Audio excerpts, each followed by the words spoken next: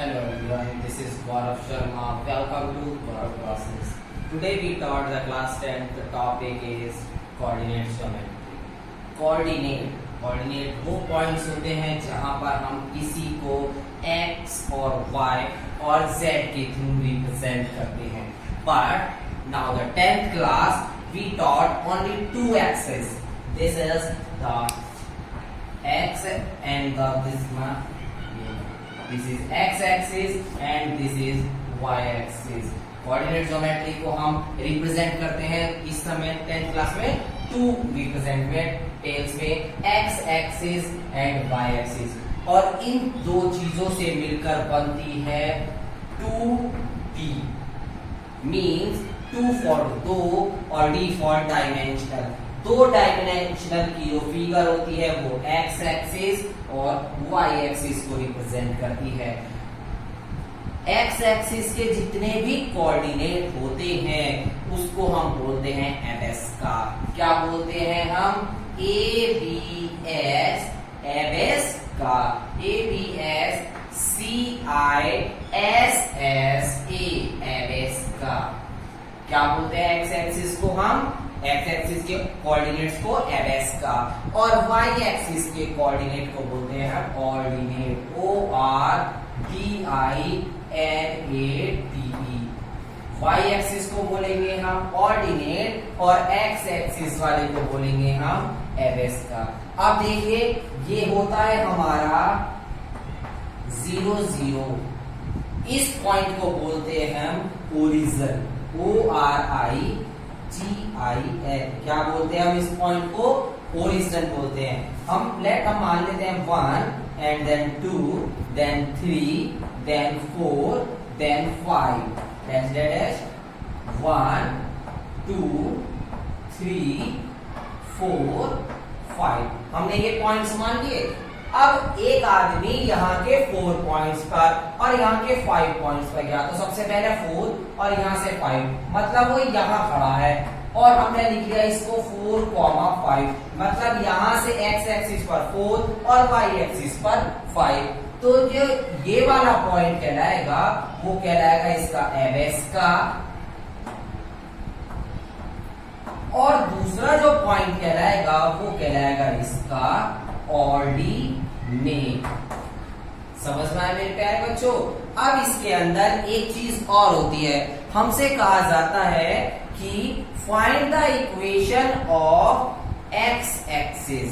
अगर x axis पर equation find करनी है तो हमें पता होना चाहिए y बराबर 0 होगा, और हमसे कहा जाता है find the equation of y axis, तो x बराबर 0 होगा. एक मार्क्स का क्वेश्चन है जो 10th क्लास में आता है. x एक्सिस पर इक्वेशन के लिए y बराबर 0 होता है. क्लियर है? और दूसरा पॉइंट है हमारा y एक्सिस पर इक्वेशन हमारा x बराबर 0 होता है. ये दो चीज हमेशा याद रखें. क्लियर हुआ? हमने क्या क्या करा? एबेस का बताया, ऑर्डिनेट बताया, क्या पॉइंट्स डिनोट करते हैं, x एक्सिस पर y इक्वेशन बताई, y एक्सिस की इक्वेशन बताई. अब हम इससे आगे चलते हैं कि इसमें कैसे हम फाइंड करेंगे डिस्टेंस. इसके लिए हमें क्या करना होगा? डिस्टेंस फॉर्मूले का यूज करना होगा. Now we see distance formula.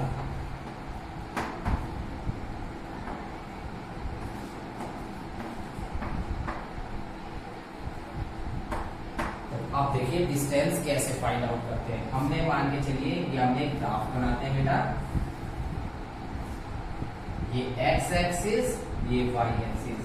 x axis पे क्या बताया था अभी? एबेस का. y एक्सिस पे क्या बताया था? ऑर्डिनेट. ये पॉइंट क्या बताया था? ओरिजिन. ORIGIN, origin. अब एक आदमी यहां से यहां तक चला और उसकी हो गई 36 किलोमीटर.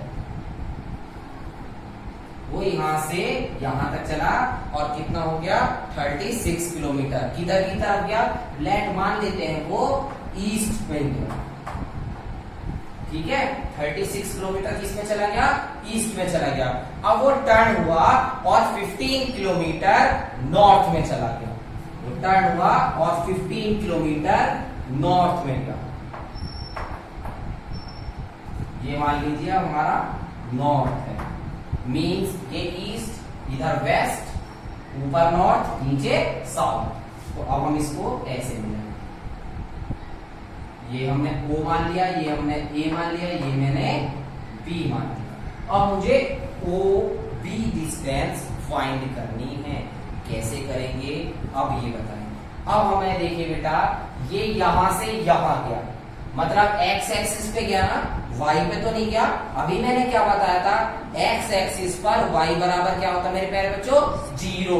तो ये पॉइंट मेरा कहलाएगा 36, 0। अभी बताया था ना। दूसरा, यहां से 15 किलोमीटर ऊपर गया, कहां पे गया, y एक्सिस पे गया, ठीक है।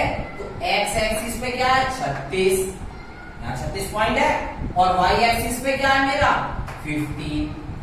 इतना समझ में आ गया। अब हमें इन दोनों के बीच में क्या निकालनी है, डिस्टेंस फॉर्मूले से निकालना है। कैसे निकालेंगे इन दोनों के बीच की डिस्टेंस, आप बताएं। अगर हमसे कहा जाए ओ बी की डिस्टेंस बताओ, ओ बी की डिस्टेंस बतानी है, क्लियर हुआ मेरे प्यारे बच्चों। तो हम फॉर्मूला, एक डिस्टेंस फॉर्मूला लिखेंगे, उसके बाद बताएंगे डिस्टेंस फॉर्मूला क्या होता है हमारा।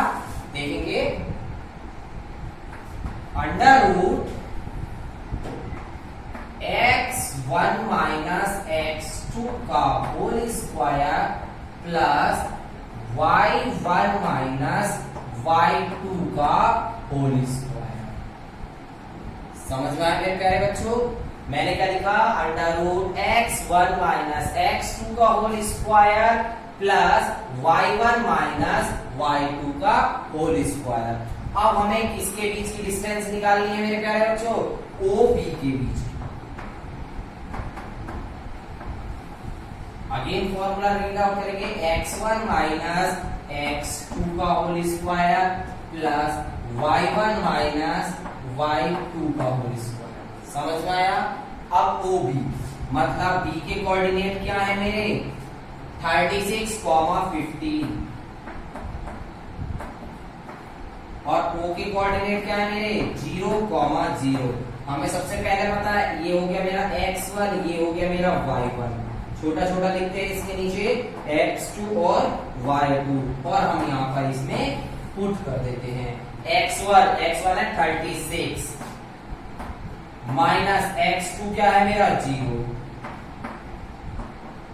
y1 है मेरा 15, y2 है मेरा 0। 36 में से 0 गए, 36 ही बचता है। 15 में से 0 गए, 15 ही बचता है। अब हमें 36 का स्क्वायर करना है। 36 का स्क्वायर के लिए हम 36 मल्टीप्लाई 36 करेंगे, 6 6 या 36 का 6 को ऐड कर लीजिए। क्या बना, 2 5 1 कैरी 1 2 कैरी, फिर दोबारा सब 1 हो गया, 4 1 5, इतना हो गया मेरा।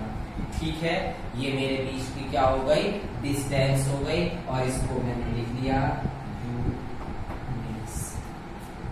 क्लियर हुआ मेरे प्यारे बच्चों। डिस्टेंस फॉर्मूला हो गया, मैंने O से लेकर B तक के बीच की डिस्टेंस बता दी, OB की डिस्टेंस मेरी ये आ गई। ठीक है, अब हम इसके बाद देखते हैं सेक्शन फॉर्मूला क्या होता है। फॉर्मूला क्या होता है सेक्शन फॉर्मूला, ये देखिए। सेक्शन, जैसे मेरा बच्चा किसी स्कूल में एडमिशन लेने जाता है, ठीक है, और 9th A 9th B 9th C 9th D बहुत सारे सेक्शन होते हैं, वो उसमें पार्टिसिपेट करता है। तो ऐसे ही मेरे को यहाँ पर ये दे रखा है एक ग्राफ, ये x एक्सिस, ये y एक्सिस। x एक्सिस पे मैंने क्या बताया, सबसे पहले एबेस का होता है। y एक्सिस पे क्या बताया मैंने, ऑर्डिनेट होता है, और ये पॉइंट कहलाता है मेरा ओरिजिन पॉइंट। क्लियर हुआ। अब हम इसके सेक्शन फॉर्मूले की बात करेंगे। एक लाइन, दूसरी लाइन, तीसरी लाइन, इसको ऐसे मिला दिया, झोपड़ी टाइप हम बनाते थे बचपन में, इसको ऐसे मिलाया, इसको इससे और मिला दिया। क्लियर हुआ? अब हम इसके कोऑर्डिनेट डिफाइन कर देते हैं। मान के चलिए ये मेरा x1, y1 का कोऑर्डिनेट हुआ। इससे ऊपर चलता हूं तो मेरा x2, y2 का कोऑर्डिनेट मान लेते हैं। ये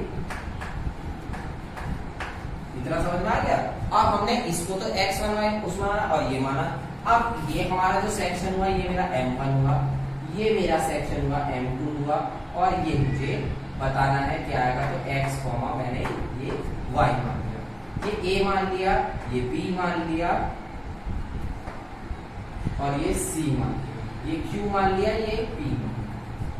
इतना समझ में आ गया मेरे प्यारे बच्चों? मैंने इसको ऐसे डिफाइन कर दिया। अब इसमें सेक्शन फॉर्मूला क्या होगा देखिए। सेक्शन फॉर्मूला a से लेकर b तक।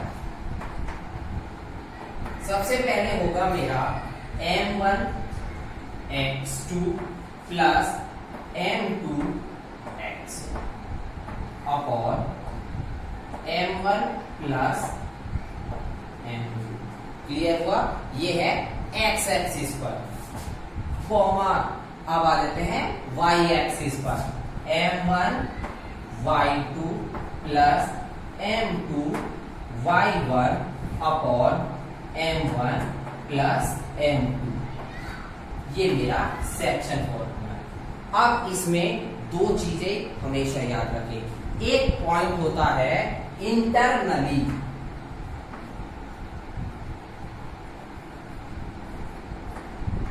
क्या पॉइंट होता है मेरे प्यारे बच्चों? इंटरनली। इंटरनली का मतलब क्या होता है कि अंदर। जैसे मैंने 2 मीटर कपड़ा लिया और मेरा को एक चीज बनानी है, उसमें 1.5 मीटर कपड़ा लगेगा, तो 2 मीटर से 1.5 मीटर अंदर ही आ गया ना इसके, तो उसमें क्या होगा हमारे पास बचेगा, और बचेगा तो हम इसको लिखेंगे पॉजिटिव साइन के साथ, जो मैंने ये डिफाइन करा है। ठीक है? एक होता है एक्सटर्नली। अब 2 मीटर कपड़ा है लेकिन यूज हो रहा है मेरा 2.25 मीटर कपड़ा, तो 15 जो 25 मीटर होगा सेंटीमीटर वो क्या हो गया? बढ़ गया, और बढ़े हुए में से तो हमें ज्यादा चाहिए और वो माइनस हो जाएगा, तो हमारा क्या हो गया? माइनस। तो एक्सटर्नली में क्या बन जाएगा formula? m1 x2 minus m2 x1 upon m1 minus m2 comma m2 y1 plus m1 y2, और यहां पर आ जाएगा माइनस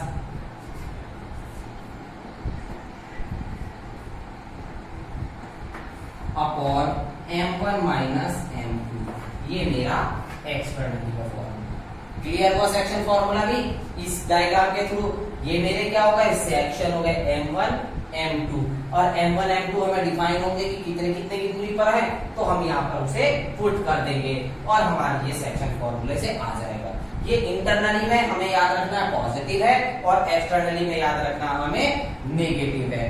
अब जो हमने डिस्क्रिप्शन में दिया था कि आपने बताया इससे पहले आपको कि डिस्टेंस फॉर्मूला, किसी दो चीजों के बीच की डिस्टेंस निकालने के लिए हमें डिस्टेंस फॉर्मूला यूज होता है, और उसके बीच के पार्ट्स की डिस्टेंस बताने के लिए दो चीजों के पार्ट की, मतलब अगर मैं A से C तक की डिस्टेंस निकालूंगा तो मुझे डिस्टेंस फॉर्मूला निकालना है, लेकिन A से B तक और बीच में C भी आ रहा है तो मुझे सेक्शन फॉर्मूले का यूज करना होगा। Distance formula under root x1 minus x2 का whole square plus y1 minus y2 का होल स्क्वायर होता है। सेक्शन फॉर्मूला इंटरनली और एक्सटर्नली आपके सामने बोर्ड पर है। अगर इन दोनों टॉपिक्स में कुछ भी प्रॉब्लम आए तो कमेंट बॉक्स में जरूर बताएं। Thank you.